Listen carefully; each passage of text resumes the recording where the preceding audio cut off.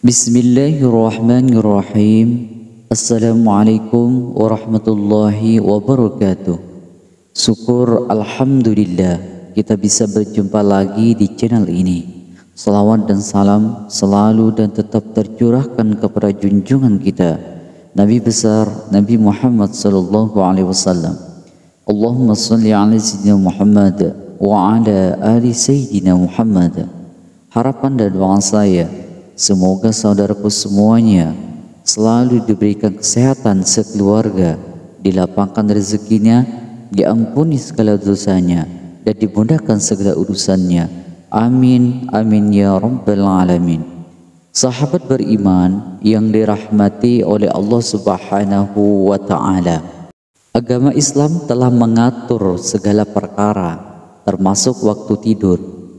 Jadi sebagai umat Islam wajib tahu waktu tidur yang dibenci oleh Allah Subhanahu wa ta'ala. Mengapa waktu tidur perlu diperhatikan? Hal ini karena tidur yang baik akan membawa kebaikan pula. Sebaliknya, tidur di waktu yang dilarang oleh Allah Subhanahu wa ta'ala bisa mendatangkan keburukan. Dilarangnya tidur pada waktu tertentu ini tidak dilakukan tanpa alasan. Ada beberapa hadis yang menjadi dasar hukumnya. Tidur memang menjadi aktivitas yang dibutuhkan oleh setiap manusia sebagai cara untuk beristirahat dari lelahnya rutinitas. Namun umat Islam perlu memperhatikan waktu tidurnya, karena ada beberapa waktu tidur yang dibenci oleh Allah Subhanahu wa ta'ala, sehingga sebaiknya dihindari. Di antara 3 waktu tidur yang dibenci oleh Allah Subhanahu wa ta'ala, yang pertama, tidur setelah sholat subuh. Salah satu waktu tidur yang dibenci oleh Allah Subhanahu wa ta'ala adalah tidur usai menunaikan sholat subuh. Meskipun biasanya waktu pagi hari, usai subuh ini terasa nyaman untuk kembali berbaring di tempat tidur, tetapi sebaiknya menghindari. Pasalnya, tidur setelah sholat subuh dapat mengurangi produktivitas karena bangunnya nanti akan terlalu siang, serta menghalangi datangnya rezeki di pagi hari. Padahal Rasulullah Shallallahu Alaihi Wasallam telah berdoa kepada Allah Subhanahu wa ta'ala untuk umatnya, seperti dalam hadis yang diriwayatkan oleh Abu Daud, "Ya Allah, berkailah umatku di waktu paginya." Hadis riwayat Abu Daud. Dalam riwayat lainnya, Rasulullah Shallallahu Alaihi Wasallam bersabda, "Apabila engkau telah selesai sholat subuh, janganlah kamu tidur tanpa mencari rezeki." Hadis riwayat Tabrani.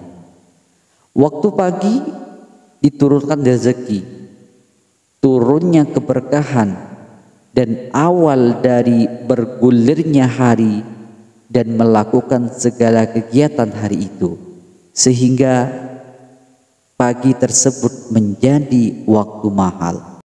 Yang kedua, tidur setelah sholat asar menuju maghrib. Waktu tidur yang dibenci oleh Allah Subhanahu wa ta'ala selanjutnya, yakni tidur selepas sholat asar atau ailulah. Kata ailulah diambil dari kata illat yang bermakna penyakit. Memang benar bahwasanya tidur setelah sholat asar hingga menuju waktu maghrib dapat menyebabkan beberapa efek buruk bagi kesehatan. Misalnya menimbulkan penyakit, memicu stres, bahkan membuat seseorang mengalami linglung. Sebagaimana telah diterangkan dalam hadis yang diriwayatkan dari Aisyah radhiyallahu anha, Rasulullah shallallahu alaihi wasallam bersabda, barang siapa yang tidur setelah sholat asar lalu akalnya hilang, maka janganlah dia menyalahkan kecuali dirinya sendiri. Selain itu, biasanya orang yang tidur pada waktu usai sholat asar sampai waktu maghrib akan mengalami kelelahan. Jadi sebaiknya hal ini dihindari karena lebih banyak menyebabkan keburukan. Yang ketiga, tidur sebelum menunaikan sholat isya. Tidur sebelum melakukan sholat isya juga termasuk dalam waktu tidur yang dibenci oleh Allah Subhanahu wa taala. Diriwayatkan dari Abu Barzah radhiyallahu anhu bahwasanya Rasulullah shallallahu alaihi wasallam membenci tidur sebelum sholat isya dan mengobrol setelahnya. Hadis riwayat Bukhari dan Muslim. Hal ini karena bisa menyebabkan umat muslim melewatkan sholat isya hingga keesokan harinya. Para muhaddisin dan ahli hadis menerangkan makruhnya tidur sebelum sholat isya. Oleh sebab itu, At-Tirmizi mengatakan mayoritas ahli ilmu hadis menyatakan makruh hukumnya tidur sebelum sholat isya dan mengobrol setelahnya. Dan sebagian ulama lainnya memberi keringanan dalam masalah ini. Abdullah bin Mubarak mengatakan kebanyakan hadis-hadis Nabi melarangnya. Sebagian ulama memperbolehkan tidur sebelum sholat isya khusus di bulan Ramadan saja.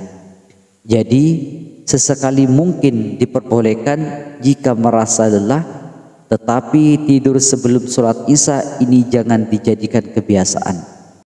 Tidurlah setelah sholat isya, dan lebih bagus lagi apabila bangun tengah malam untuk menunaikan sholat sunnah seperti sholat tahajud dan sholat witir. Wallahu a'lamu bissawab. Semoga bermanfaat.